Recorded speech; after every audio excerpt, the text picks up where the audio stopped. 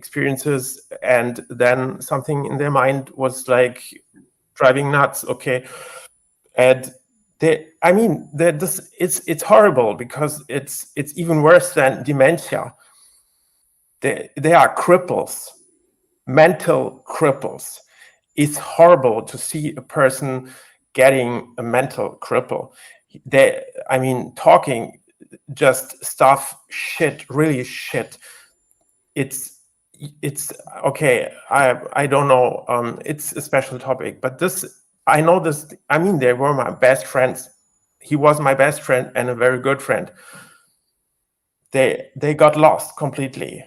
It's horrible. And I know more people. I know a person. We will read this in my book.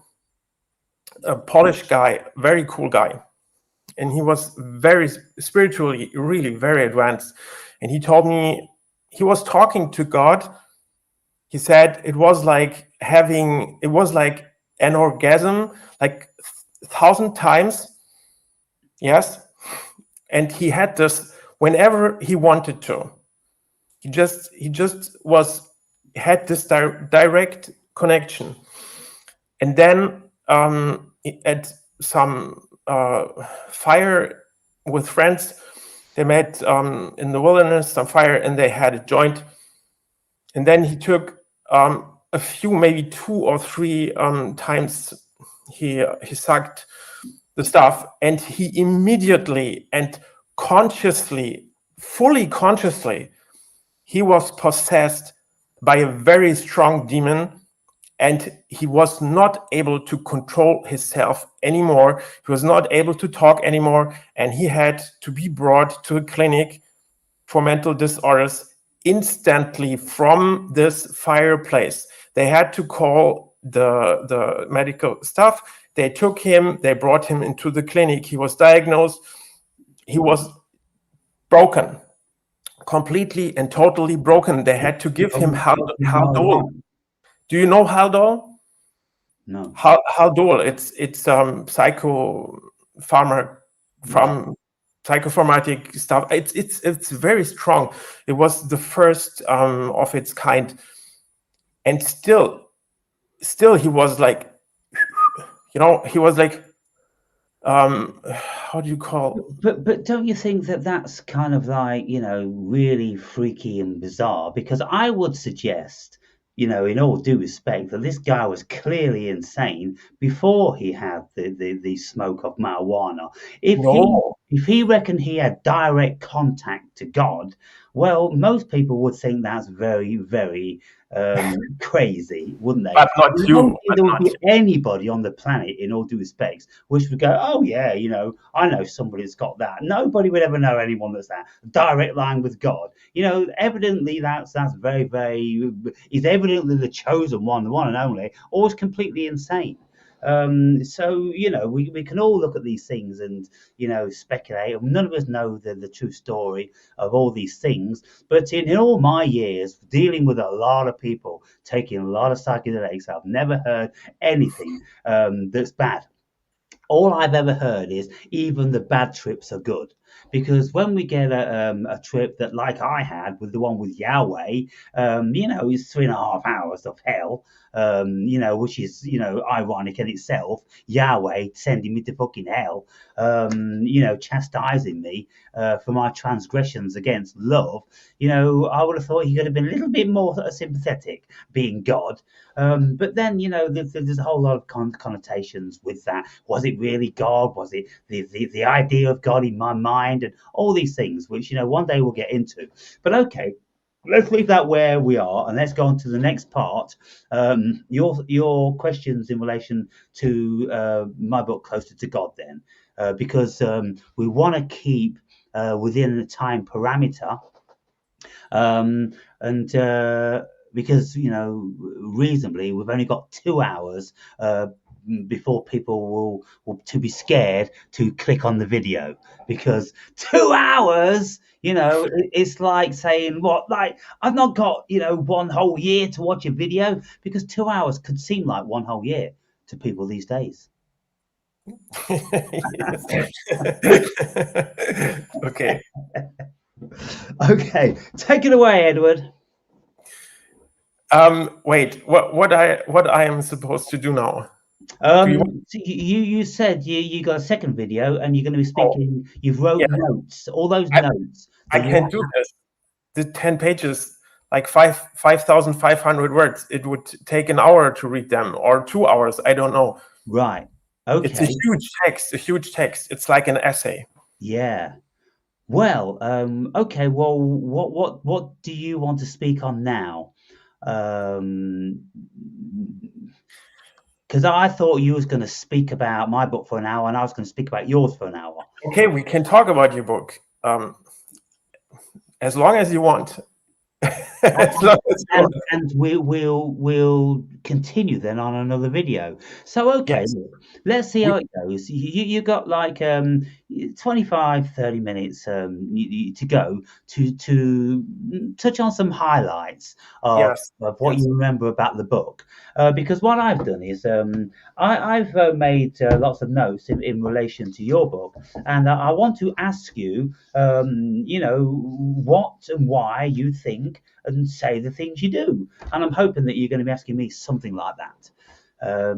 Because that's the whole purpose. You know, my book hopefully is an education for people. It's to broaden their mind. It's to give them questions and to give them insight into many of the experiences that I've had through the supernatural, through psychedelics, through deep meditation, through all the amazing people I've read and the information I took on board, which were really, really powerful to me in this spiritual journey.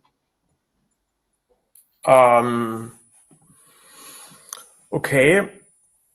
Well, I'm not sure. It's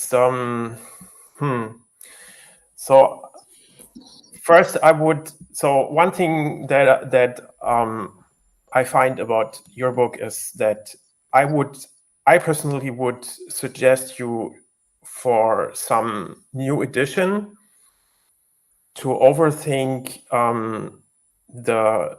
I mean, I would rearrange some parts and sort them maybe in a different way to make it more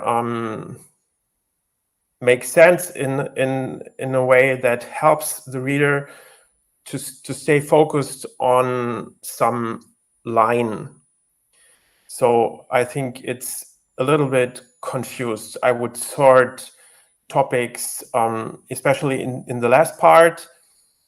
You're talking about scientific stuff, and I would try to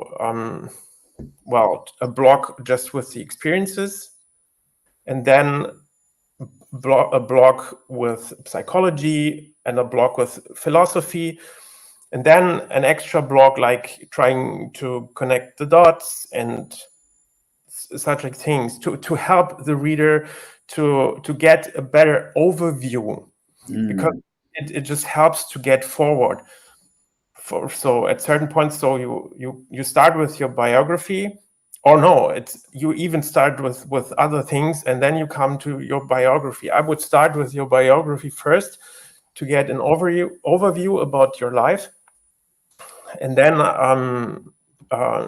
first your biography, and then like getting into your experiences, and then But my experiences are my biography.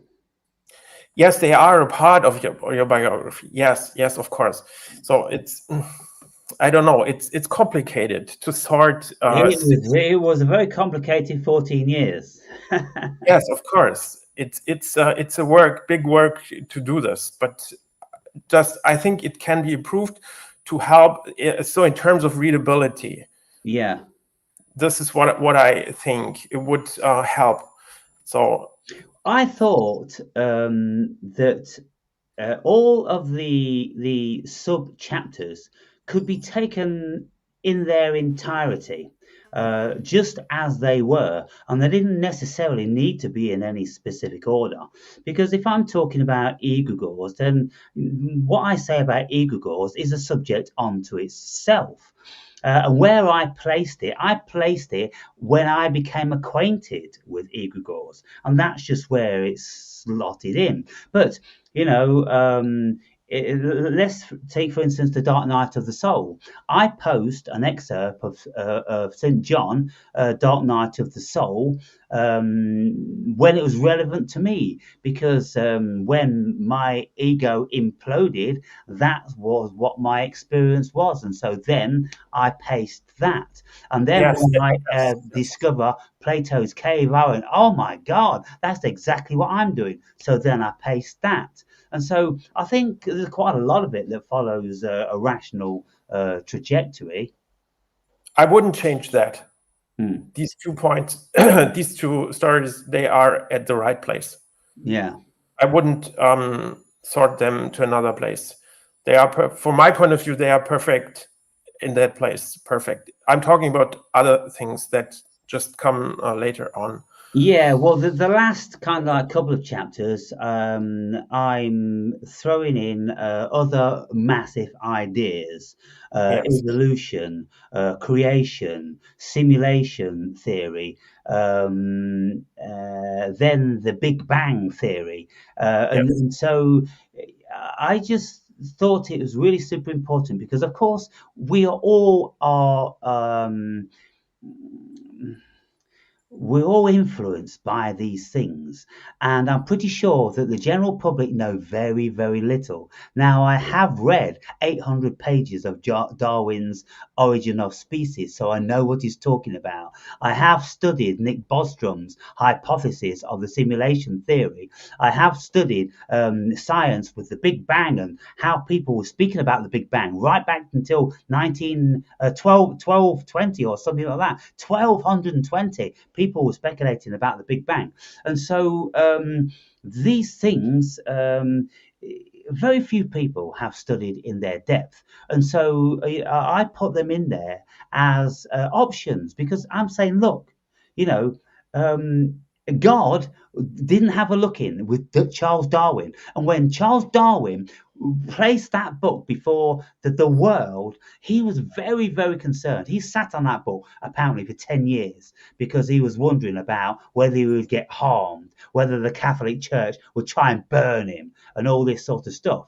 And so you've got all this different sort of stuff going on. And, when I was at school, we had one little piddly religious studies, which was just here, there, and everywhere. And nobody was listening to any of it because it was all a bunch of crap that we weren't interested in. And then we had science speaking about the Big Bang, 2 big planets coming to bash together, and that was the Big Bang. Well, the first thing I said, well, where did the 2 big planets come from if it was supposed to be the beginning? And what did the Big Bang out of? None of it makes sense. So I've studied the Bible in great detail. As you know, it doesn't make any sense to me. I studied the Big Bang, doesn't make any sense to me. I studied evolution, it's very, very flawed. All these hypotheses are very, very wanting. The only one that isn't wanting, in my estimation, is the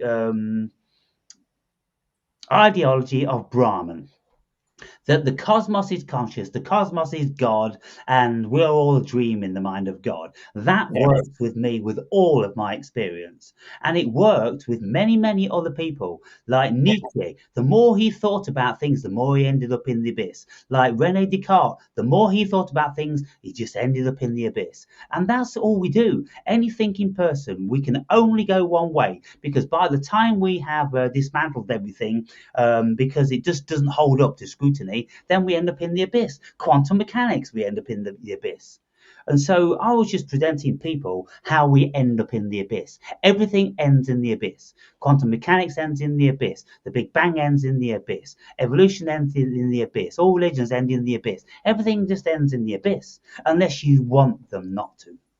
Unless you don't want to look too deep in any direction. That's the only way religions stand up. And so, okay, that's that point as far as I'm concerned. If you want to, have a look at another point of something. I mean, there's lots of things like my What about my synopsis on faith? Because obviously that must be a big part of your everyday life, being religious and believing in God and no. So, well, talk to me about that one then, because I'll be really interested about that. If you would erase the Bible completely, take it out of this game, I would still have the same belief. The Bible is not relevant at all for my personal belief. Not at all. Everything I state and write, it's just only from my personal life. Yes, the only person or teaching that was really that took influence on me usually was that of my master. But let me ask you this, Edward. Your book called The Power of Yahweh. Yes. Now, Yahweh is the Jewish God. It came out of the Jewish language in that period. So Yeah. how can you say that your Yahweh isn't this Yahweh or even related? So I would say he wants me to do this. He wanted me to call this book like that. He wants me to call him Yahweh. Like this is everything I can say. And I cannot say that the God, the Yahweh that I know is the same God described in the Bible. Right. They're different. Okay, they are different. But it's clear. It was very clear. It is still clear. It is Yahweh. So okay, whatever. We can talk about it. Let's be focused on your book.